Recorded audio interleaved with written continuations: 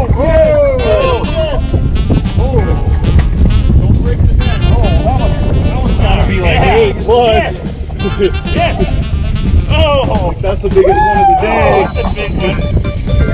Holy cow. 8-pounder, guys, on an FHS grub. Woo! Look at that.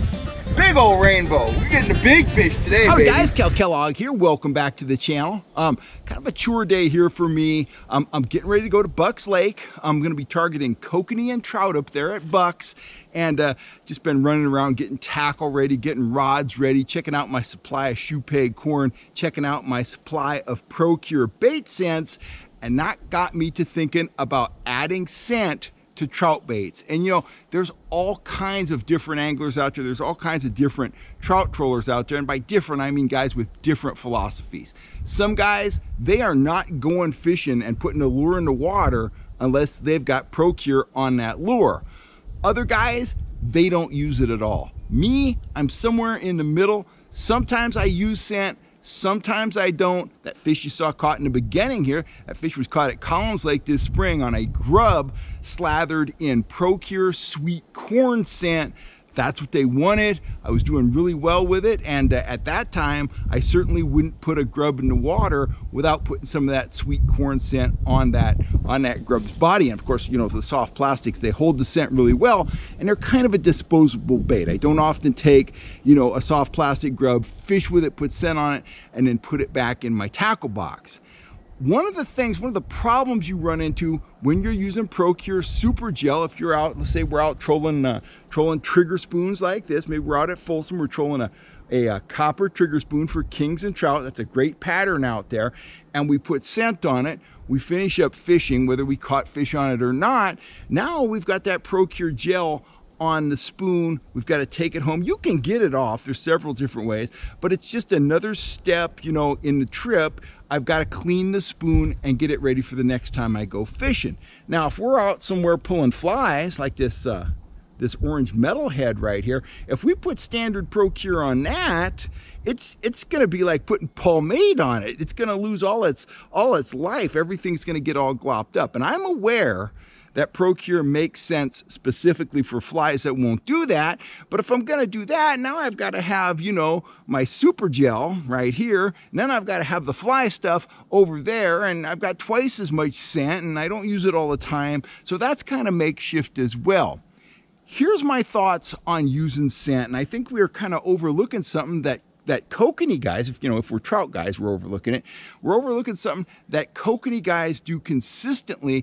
It allows you to very efficiently add scent to just about any lure, whether it's a fly, a Rapala, a spoon, whatever, anything that's got hooks on it, you can add a piece of shoe peg corn to, okay? What I'm advocating is do just what the kokanee guys do. Take your corn, put some, a couple tablespoons in each Ziploc bag, figure out what scent you want to use, put some shrimp krill in one, some garlic in another, maybe some anise in another, maybe leave some plain, because fact is, trout like corn just fine. They like it a lot. So I think that's a very effective way. Somebody's sawing with a chainsaw down there, but I think you can hear me. That's a very effective way to add scent to any lure, to mix up the scent that you're adding to the lures without applying the scent directly to a fly or directly to a spoon that you're gonna have to clean up later. Just pin a piece of that pre-scented corn on the hook. You're gonna be putting out a scent trail. And as kokanee anglers know, you're also gonna be giving those fish a target of where to hit, and that target is gonna be affixed to the hook. I can't tell you how many times I've been out kokanee fishing and I've caught really nice rainbows on kokanee gear. One day, I specifically remember I was out with Vance Staplin. We were down in Central California. We were fishing a kokanee derby at Don Pedro Reservoir. We were catching some kokanee. We went back, and it was stormy that day. It was stormy and windy. Anyway, we went back in this bay, and we were marking kokanee down 50, 60 feet deep. But there were rainbows up above them. And we tried dropping hoochies and spinners and small spoons down to those kokanee, but the rainbows, they would jump all over those corn tip lures before we could get through them. And they were nice rainbows. Don Pedro's a rainbow factory. They were, 14, 16, 17 inch fish. Eventually, we left a rip-roaring trout bite because we couldn't keep them off our kokanee gear. So trout, particularly rainbow trout, brook trout as well, they have nothing against grabbing a piece of corn. They like it. They like that sweet scent. So there's really no downside to tipping your lures with a piece of corn, except for one thing. If you're not in California, I got a pretty good handle on the laws and rules here in California. If you're not in California, be sure to check the regulations as to whether or not you can use corn on the hooks of your lure. You check that out on your own, because I don't know what the rules are in Wisconsin and Colorado and Utah. You might be fine, but I don't want to talk you into getting a ticket. So make sure it's legal. If it's legal, send up some corn, put it on the hooks of your trout lures, and I think you're going to be yelling fish on. It's a very effective, very efficient way of adding scent to a lure with the hassle of having to clean the lure or taking the risk of glopping up the filaments and feathers of a trolling fly.